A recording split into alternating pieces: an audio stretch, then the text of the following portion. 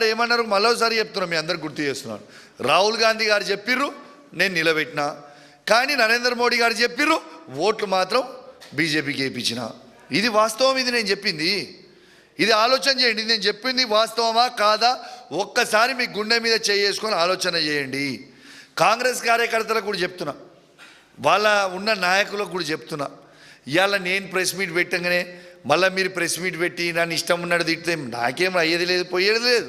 కానీ మీ గుండె మీద చేసుకొని మీరు ఆలోచన చేయరి. ఇలా కాంగ్రెస్ పార్టీని నడి సముద్రంలో ముంచుతుందా లేదా? ఇలా ఏ ఒక్క కాంగ్రెస్ పార్టీ జెండా మోసిన కార్యకర్తలకి ఎవరికన్నా ఏదన్నా పోస్టులు ఇస్తుర్రా? మీరు కష్టపడి ఓట్లేస్తే అధికారంకి వచ్చిన కాంగ్రెస్ పార్టీ మరి ఏ ఒక్క కార్యకర్తనన్నా ఏ ఊర్లన్నా పట్టించుకుంటుండా రేవంత్ రెడ్డి గారు? ఇది మీ గుండె మీద చేసుకొని మీరు ఆలోచన చేయండి. నన్ను తిట్టుకొని నాకు ఫరక పడలేదు. కానీ మీరు కూడా వెనుక నేను తిట్టేటి రేవంత్ రెడ్డిని మీరు కూడా గవే తిడుతురు కదా. మీరు బయటికి చెప్పలేకపోతున్నారు, నేను బయటికి చెప్తున్నా. అదే డిఫరెన్స్ కదా నేను చెప్పింది. కాబట్టి ఇవాళ మీకు అందరు కూడా ఆలోచించాలని విజ్ఞప్తి చేస్తూ ఉన్నా. ఇవాళ ఇది చాలా సీరియస్ అయిన అలిగేషన్ ఇది నేను చేసింది. ఇది ఖచ్చితంగా ప్రతి మీడియాలో కవర్ చేయాలి. ఖచ్చితంగా తెలంగాణలో ఉన్న కాంగ్రెస్ పార్టీ ఎంపీలందరూ కూడా బీజేపీ క్యాండిడేట్ అయిన వారికి ఇవాళ ఓట్లు వేసినారు వైస్ ప్రెసిడెంట్ ఎలక్షన్లలో. This is very very clear. So నేను రిక్వెస్ట్ చేస్తున్నా, దీని మీద కూడా ఖచ్చితంగా ఆలోచన చేయాలి.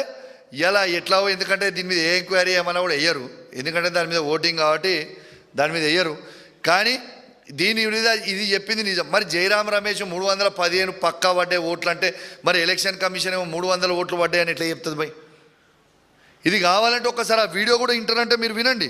ఒకసారి ఎలక్షన్ కమిషన్ చెప్పిన వీడియో మీకు ఒక్కసారి వినిపిస్తా. ఆయన కూడా డిక్లేర్ చేసిన ఓట్లు మీరు అందరు కూడా ఒక్కసారి వినాలని మీ అందరు కూడా విజ్ఞప్తి చేస్తున్నా.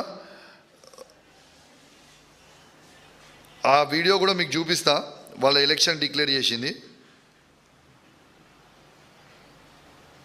Shri Buchireddy Sudarshan Reddy has secured 300 first preference votes and Shri C.P. Radhakrishnan has secured 452 first preference votes.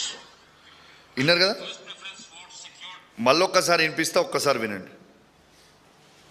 Shri Buchireddy Sudarshan Reddy has secured 300 first preference votes and Shri C.P. Radhakrishnan has secured 452 first preference votes. విన్నారు కదా ఏం చెప్పింది election commission? 300 votes పడ్డాయని election commission క్లియర్గా declare చేసిర్రా. మరి జయరాం రమేష్ గారు 315 oats పడ్డాయని Jayaram Ramesh గారు ట్వీట్ చేసిండ్రు. ఈ 15 ఓట్లు ఎవరు దొంగతనం చేసిర్రు అంటే ఈ 15 ఓట్లల్లో 8 ఓట్లు తెలంగాణ ఎంపీలయే. నేను బల్లా గుద్ది చెప్తున్నా మళ్ళా ఇవి 8 ఓట్లు, ఈ 15 ఓట్లు దొంగతనం అయిన దాంట్లో 8 ఓట్లు మాత్రం తెలంగాణ ఎంపీలే. అంత ఖచ్చితంగా ఎందుకు చెప్తున్నా అంటే ఇగో మీరే చూడుర్రి, ఇగోర్రి మరొక్కసారి చూపిస్తున్నా, మీరే చూడండి. ముఖ్యమంత్రి గారు తెలంగాణ ఎంపీలందరూ కూడా స్పీకర్ గారిని కలుస్తారు. మరియు మళ్ళొక్కసారి ఇగోండి నితిన్ గడ్కరీ గారిని కలుస్తారు, నిర్మలా సీతారామన్ గారు కలుస్తారు. ఎంపీలందరూ వేరే పార్టీలు ఎవరైనా కలిసిర్రు? అబ్బాయి వీళ్ళు ఉన్న దాంట్లో ఫోటోలు చూపించమని చెప్పారు, వీళ్ళని కలిసిర్రని. ఎందుకు కలిసిర్రు? ఎలక్షన్ అంత సీరియస్గా అవుతుంటే వీళ్ళకి కలవాల్సిన అవసరం ఏమొచ్చింది అంటే అర్థం చేసుకోండి. మళ్ళా తెలంగాణ బిడ్డ అయిన సుదర్శన్ రెడ్డి గారిని బాజాబ్తు రేవంత్ రెడ్డి గారు మోసం చేసింది వాస్తవము. నేను ఇంకోటి కూడా అడుగుతున్నాను రేవంత్ రెడ్డి గారిని, మీరు బీసీల గురించి ఇంత పెద్ద ఎత్తున మాట్లాడుతూ ఉన్నారు, సంతోషం, దానికి మా పార్టీ కూడా మద్దతు చేస్తున్నారని మేము బాజాబ్తు చెప్తున్నాం. మరి వైస్ ప్రెసిడెంట్కి మన బీసీ బిడ్డ అయిన విహెచ్ హనుమంతరావుని ఎందుకు నిలబెట్టలేను? నిలబెట్టేది ఉంటుంది కదా విహెచ్ హనుమంతరావు గారిని. నీకు బీసీల మీద ప్రేమ ఉన్నప్పుడు, బీసీలకి నిజంగా న్యాయం చేయాలనుకుంటున్నప్పుడు ఇలా బీసీ బిడ్డ అయిన మన తెలంగాణ బిడ్డ అయిన విహెచ్ హనుమంతరావును నువ్వు ఎందుకు నిలబెట్టలే? ఆయన కూడా సీనియరే కదా, చాలా సీనియర్ కదా కాంగ్రెస్ పార్టీలో. దాని తర్వాత ఆయన కూడా పెద్ద బీసీ బిడ్డ కదా, ఎందుకు నిలబెట్టలే అంటే తెలంగాణకి ఎప్పుడూ ద్రోహం చేస్తాడు రేవంత్ రెడ్డి. ఇంకోటి చెప్తున్నా, రాజ్యసభ తెలంగాణకి ఈజీగా 100% గెలిచే రాజ్యసభను పక్క రాష్ట్రానికి అమ్ముకుంటారు, పక్క రాష్ట్రానికి అమ్ముకుంటాడు అభిషేక్కి.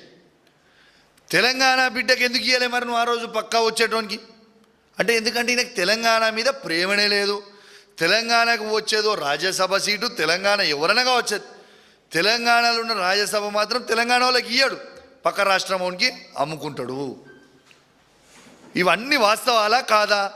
ఒక్కసారి ఆలోచన చేయండి. మరి ఎలక్ట్రానిక్ మీడియా, ప్రింట్ మీడియా మిత్రుల్ని కూడా నేను దయచేసి కోరుతా ఉన్నాను, ఇది ఖచ్చితంగా మీ అందరు కూడా అద్భుతంగా చూపించాలని నేను మనస్ఫూర్తిగా కోరుకుంటా ఉన్నాను. ఎందుకంటే వైస్ ప్రెసిడెంట్ ఎలక్షన్లో ఈయననే క్యాండిడేట్ని నిలబెడతాడు, మళ్ళీ ఈయననే వెనుక నుంచి పొడుస్తాడు. అంటే రేవంత్